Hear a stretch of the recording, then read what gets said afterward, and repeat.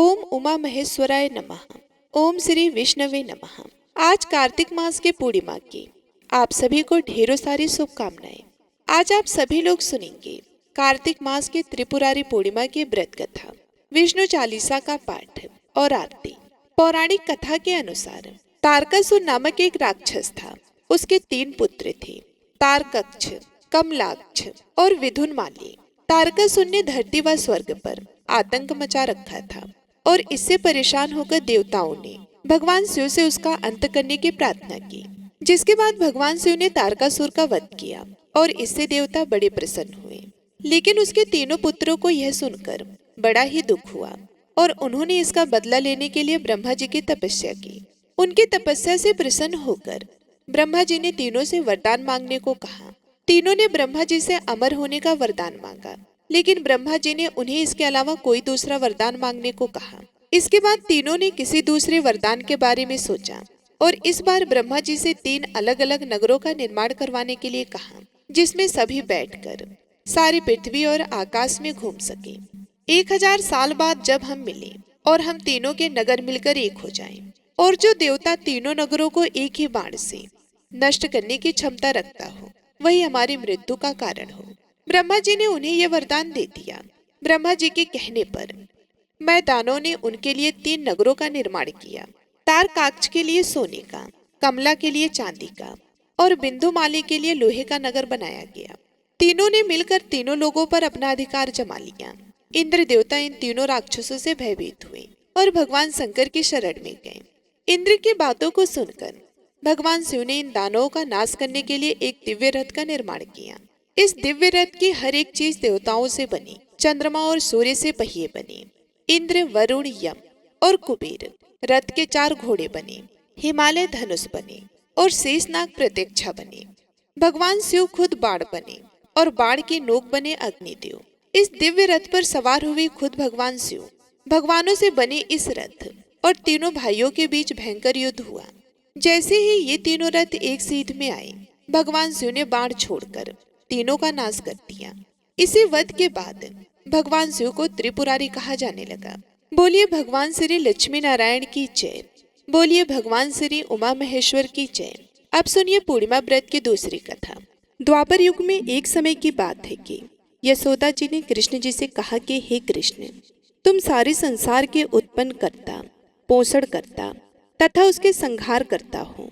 आज कोई ऐसा व्रत मुझसे कहो जिसके करने से मृत्यु लोक में स्त्रियों को विधवा होने का भय न रहे तथा यह व्रत सभी मनुष्यों की मनोकामना को पूर्ण करने वाला हो। श्री कृष्ण कहने लगे कि हे माता, तुमने अति सुंदर प्रश्न किया है। मैं तुमसे ऐसे ही व्रत को सविस्तार कहता हूँ। सौभाग्य की प्राप्ति के लिए स्त्रियों को 32 पूर्णिमाओं का व्रत करना चाहिए। इस व्रत को करने से स्त्रियों को सौभाग्य संपत्ति मिलती है। यह व्रत अचल सौभाग्य को देने वाला और भगवान शंकर के प्रति मनुष्य मात्र की भक्ति को बढ़ाने वाला है। यशोदा जी कहने लगी कि हे कृष्ण, सर्वप्रथम इस व्रत को मृत्युलोक में किसने किया था, इसके विषय में मुझसे विस्तार पूर्वक कहो। श्री कृष्ण जी कहने लगे कि हे माता, इस भूमंडल पर एक अत्यंत प्रसिद्ध राजा चंद्रहास से पालित अनेक प्रकार के रत्नों से परिपूर्ण कातिका नाम की एक नगरी थी। वहाँ धनेश्वर नाम का एक ब्राह्मण था और उसकी स्त्री अति सुशील रूपवती थी। दोनों ही उस नगरी में बड़े प्रेम के साथ रहते थे। घर में धन धान्य आदि की कोई भी कमी नहीं थी। उनको एक बड़ा दुख था, उनके कोई संतान नहीं थी, जिस वजह से वे बहुत दुखी रहते थे। एक दिन एक बड़ा तपस्वी योगी उस नगरी में आया। वह योगी बाकी सभी घरों से भिक्षा मांगकर भोजन किया करता था, लेकिन उस ब्राह्मण के घर से भिक्षा नहीं मांगा करता था। एक दिन योगी गंगा किनारे भिक्षा मांगकर प्रेम पूर्वक खा रहा था कि धनेश्वर ने योगी को यह सब करते देख लिया। सब कार्य किसी प्रकार से देख लिया। अपनी भिक्षा अनादर से दुखी होकर धनेश्वर योगी से बोले, हे योगी महाराज, आप सभी घरों से भिक्षा लेते हो, परंतु मेरे घर की भिक्षा कभी भी नहीं लेते। इसका कारण क्या है? योगी कहने लगा कि आपके धर्म हमें इस बात की आज्ञा नहीं देता है, क्योंकि आप अभी ग्रस्त जीवन में एक सुख से वंचित हैं। आपके घर संतान सुख होने पर मैं आपके घर से भी भिक्षा स्वीकार कर लूंगा। उन्होंने कहा कि जिसे संतान नहीं है उसके घर से भिक्षा लेने से मेरे भी पतित हो जाने का भय है। धनेश्वर यह सब बात सुनकर बहुत दुखी हुआ और हाथ जोड़कर योगी के पैरों पर गिर पड़ा तथा दुखी मन से कहने लगा कि आप मुझे संतान प्राप्ति के उपाय बताएं। आप सर्वज्ञ हैं, मुझ पर अवश्य ही यह कृपा कीजिए। धन की मेरे घर में कोई कमी नहीं है, लेकिन मैं संतान न होने के कारण अत्यंत दुखी हूँ। आप मेरे इस दुख का हरण कीजिए। यह सुनकर योगी कहने लगे, तुम चंडी की आराधना करो। घर पहुंचकर उन्होंने यह सारी बात अपनी पत्नी को बताई और खुद वन में चला गया। वन में पहुंचकर उसने चंडी की आराधना की और उपवास किया। चंडी ने 16वें दिन उसको सपने में दर्शन दिए और कहा कि हे धनेश्वर, जा तेरा पुत्र होगा, लेकिन उसकी आयु सिर्फ 16 वर्ष होगी। 16 वर्ष की आयु में ही उसकी मृत्यु हो जाएगी। अगर तुम दोनों स्त्री और पुरुष 32 पूर्णिमाओं का व्रत करोगे तो यह दीर्घायु हो जाएगा। जितनी तुम्हारी सामर्थ हो उतने आचे के दिए जलाकर शिव जी का पूजन करना, लेकिन पूर्णमासी 32 ही होनी चाहिए। सुबह होते ही तुम्हें इस स्थान के पास एक आम का पेड़ दिखाई देगा। उस पर चढ़कर एक फल तोड़कर अपने घर चले जाना। अपनी स्त्री को इस बारे में बताना और अपनी स्त्री से कहना कि सुबह स्नान करने के बाद स्वच्छ होकर साफ सुथरे कपड़े धारण करके भगवान शिव का ध्यान करके उस फल को खा ले। तब शंकर भगवान की कृपा से उसको गर्भ हो जाएगा। जब ब्राह्मण सुबह उठा तो उसे उस स्थान पर आम का पेड़ दिखाई दिया और वह उससे फल तोड़ने के लिए चढ़ा, लेकिन वह पेड़ पर चढ़ नहीं पा रहा था। यह देखकर उसे बड़ी चिंता हुई। उसने भगवान गणेश की उपासना की और कहा कि हे दयानिधि, अपने भक्तों के विघ्नों का नाश करके उनके मंगल कार्य को करने वाले, दुष्टों का नाश करने वाले, रिद्धि सिद्धि देने वाले, आप मुझे इतना बल दे कि मैं अपनी मनोकामना को पूरी कर सकूं। इसके बाद वह पेड़ से फल तोड़कर अपनी पत्नी के पास पहुंचा। उसकी पत्नी ने अपने पति के कहे अनुसार इस फल को खा लिया और वह गर्भवती हो गई। देवी की कृपा से उसे बहुत सुंदर पुत्र पैदा हुआ। उसका नाम उन्होंने देवीदास रखा। माता पिता के हर्ष और शोक के साथ वह बाल बढ़ने लगा। भगवान की कृपा से बालक बहुत ही सुंदर था, सुशील और पढ़ाई लिखाई में भी बहुत निपुण था। दुर्गा जी के कथन अनुसार उसकी माता ने 32 पूर्णमासी का व्रत रखा। जैसे ही 16वां वर्ष लगा, दोनों पति पत्नी बहुत दुखी हुए, कहीं उनके पुत्र की मृत्यु ना हो जाए।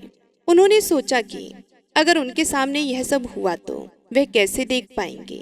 तभी उन्होंने देवीदास के मामा को बुलाया और 1 वर्ष के लिए देवीदास को काशी में पढ़ने के लिए भेज दिया और कहा कि 1 वर्ष के बाद उसे वापस लेकर आ जाना। देवीदास अपने मामा के साथ एक घोड़े पर सवार होकर चल दिया। उसके मामा को भी यह बात पता नहीं था। दोनों पति पत्नी ने 32 पूर्णमासी का व्रत पूर्ण किया। दूसरी तरफ मामा और भांजा दोनों रात गुजारने के लिए रास्ते में एक गांव में रुक गए। उस दिन उस गांव में ब्राह्मण की कन्या का विवाह होने वाला था। जिस धर्मशाला में वर और बारात के बाकी लोग रुके हुए थे, उसी धर्मशाला में देवीदास और उसका मामा भी ठहर गया। उधर कन्या को तेल आदि चढ़ाने के बाद जब लग्न का समय आया तो वर की तबीयत खराब हो गई। वर के पिता ने अपने परिवार वालों से विचार विमर्श करके कहा कि यह देवीदास मेरे पुत्र जैसा ही है, मैं इसके साथ लगन करा दूं और बाद में बाकी सारे काम मेरे बेटी के साथ पूरे हो जाएंगे। ऐसा कहने के बाद वर के पिता देवीदास को मांगने के लिए उसके मामा के पास गए और उन्हें सारी बात बताई। मामा ने कहा कि कन्यादान में जो कुछ भी मिलेगा वह हमें दे दिया जाए। वर के पिता ने बात स्वीकार कर ली। इसके बाद देवीदास का विवाह कन्या के साथ संपन्न हो गया। इसके बाद वह अपनी पत्नी के साथ भोजन ना कर सका और मन में विचार करने लगा कि ना जाने यह किसकी पत्नी होगी। यह सोचकर उसकी आंखों में आंसू आ गए। तब वधू ने पूछा कि क्या बात है, आप उदास क्यों हो। तब उसने सारी बातें पत्नी को बता दी। तब कन्या कहने लगी कि यह ब्रह्म विवाद के विपरीत है।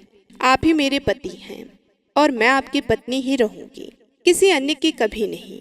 तब देवीदास ने कहा, ऐसा मत करिए, क्योंकि मेरी आयु बहुत कम है, मेरे बाद आपका क्या होगा। लेकिन उसकी पत्नी नहीं मानी और बोली, स्वामी आप भोजन कीजिए। दोनों रात में सोने के लिए चले गए। सुबह देवीदास ने पत्नी को 4 नगों से जड़ी एक अंगूठी दी और एक रुमाल दिया और बोला कि हे प्रिय, इसे लो और संकेत समझकर स्थिर चित्त हो जाओ। मेरा मरण और जीवन जानने के लिए एक पुष्प वाटिका बना लो। उसमें सुगंधि वाली एक नव मल्लिका लगा लो। उसको प्रतिदिन जल से सींचा करे और आनंद के साथ खेलो कूदो। जिस समय और जिस दिन मेरा प्राणांत होगा उस दिन यह फूल सूख जाएंगे। जब यह फिर से हरे हो जाएं, तो जान लेना मैं जीवित हूँ।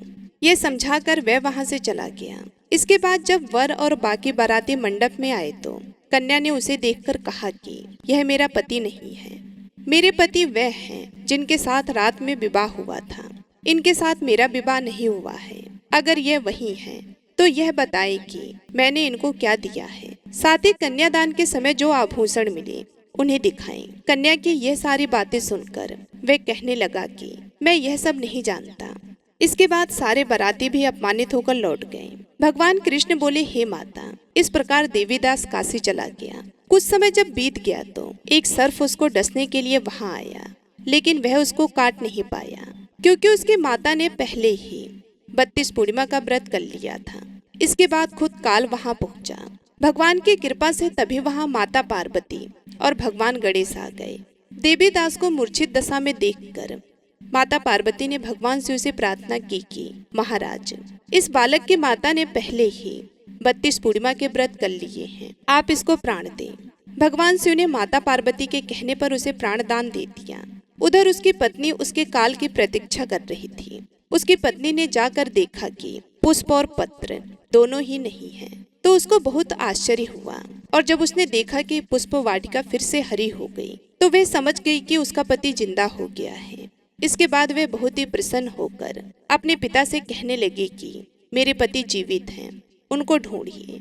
जब 16वां वर्ष व्यतीत हो गया तो देवीदास भी अपने मामा के साथ काशी चल दिया। उधर उसकी पत्नी के परिवार वाले उन्हें ढूंढने के लिए जा ही रहे थे कि उन्होंने देखा कि देवीदास और उसका मामा इधर ही आ रहे थे। उसको देखकर उनके ससुर बहुत प्रसन्न हुए और उसे अपने घर ले गए। वहाँ सारा नगर इकट्ठा हो गया और कन्या ने भी उसे पहचान लिया।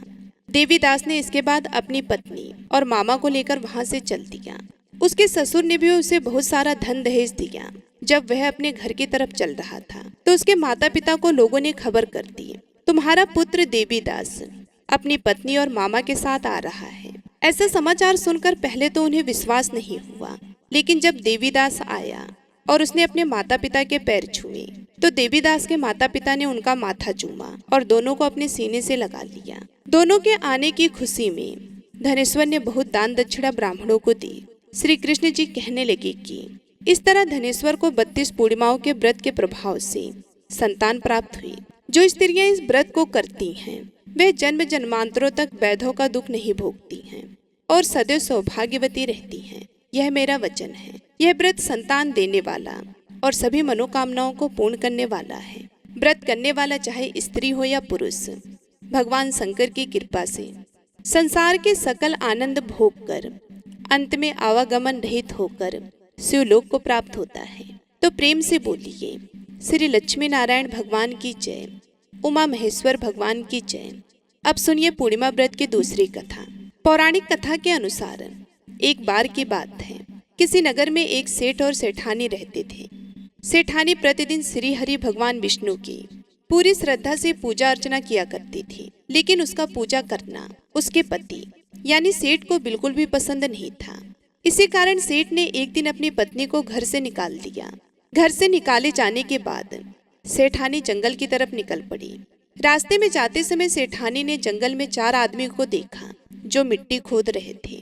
तब सेठानी उन आदमी के पास गई और उन लोगों से कहा, कृपया आप मुझे किसी काम पर रख लें। इसके बाद चारों आदमी ने सेठानी को नौकरी पर रख लिया। सेठानी के हाथ पांव बहुत ही कोमल थे, इस वजह से काम करते करते उसके हाथ पर छाले पड़ गए। सेठानी के हाथों को देखकर चारों आदमी ने कहा कि तुम यह काम छोड़ दो, तुम किसी अच्छे घर खानदान की लगती हो, इसकी जगह तुम हमारे घर के काम में हाथ बटा दो। सेठानी इस काम के लिए राजी हो गई। फिर वे चारों आदमी सेठानी को अपने घर ले गए। वे चारों आदमी हर दिन 4 मुट्ठी चावल लाते थे और आपस में बांटकर उसे खा लेते थे। यह देखकर सेठानी को बहुत बुरा लगा। अगले दिन सेठानी ने चारों से कहा, सुनो भाई, तुम लोग कल से 4 मुट्ठी की जगह 8 मुट्ठी चावल लेकर आना।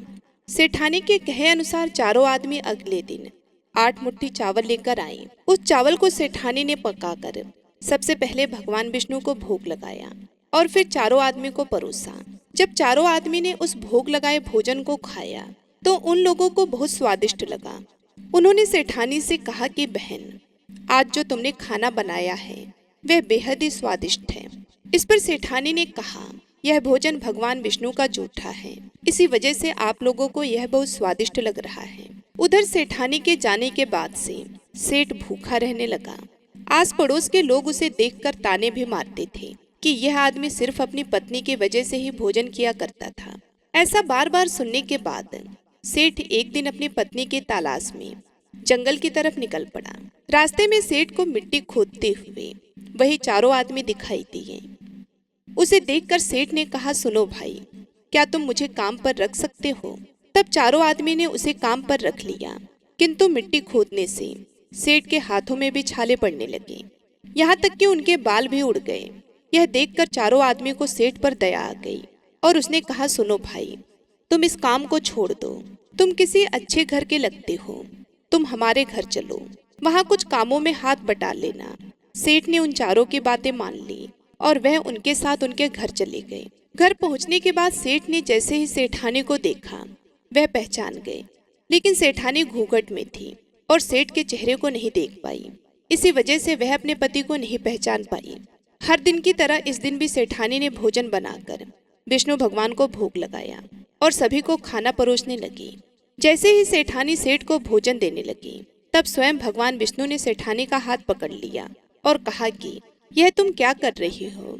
यह सुनकर सेठानी ने कहा, मैं कुछ नहीं कर रही हूँ, मैं तो बस भोजन दे रही हूँ। भगवान विष्णु ने उसका हाथ पकड़ लिया। तब सेठानी ने चारों आदमी से कहा, हमें भी भगवान के दर्शन कराओ।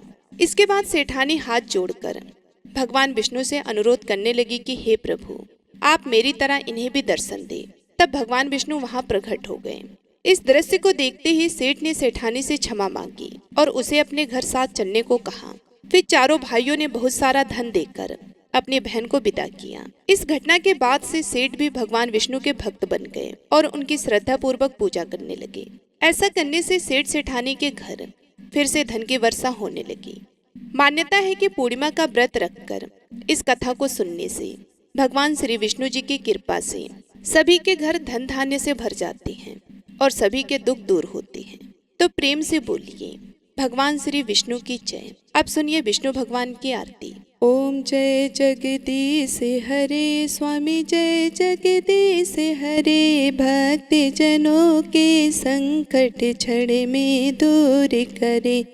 ओम जय जगदीश हरे, जो धावे फल पावे, दुख बिन से मन का स्वामी, दुख बिन से मन का, सुख संपत्ति घर आवे, सुख संपत्ति घर आवे, कष्ट मिटे तन का। ओम जय जगदीश हरे, मात पिता तुम मेरे, शरण गहूँ किसकी, तुम बिन और न दूजा, प्रभु बिन और न दूजा, आस करो जिसकी। ओम जय जगदीश हरे, तुम पूर्ण परमात्मा, तुम अंतर्यामी, प्रभु तुम अंतर्यामी, पार ब्रह्म परमेश्वर, पार ब्रह्म परमेश्वर, तुम सबके स्वामी। ओम जय जगदीश हरे, तुम करुणा के सागर, तुम पालन करता, प्रभु तुम पालन करता, मैं सेवक तुम स्वामी, कृपा करो भरता। ओम जय जगदीश हरे, तुम हो एक अगोचर, सबके प्राणपति, प्रभु सबके प्राणपति, किस विधि मिलूं दया मैं, किस विधि मिलूं दया मैं, तुमको मैं कुमति। ओम जय जगदीश हरे, दीन बंधु दुख हरता, तुम ठाकुर मेरे, प्रभु तुम ठाकुर मेरे। अपने हाथ उठाओ, अपनी शक्ति बढ़ाओ, द्वार पड़ा मैं तेरे। ओम जय जगदीश हरे, विषय विकार मिटाओ, पाप हरो देवा, प्रभु पाप हरो देवा। श्रद्धा भक्ति बढ़ाओ, श्रद्धा भक्ति बढ़ाओ, संतन की सेवा। ओम जय जगदीश हरे, तन मन धन और संपत्ति सब कुछ है तेरा, प्रभु सब कुछ है तेरा।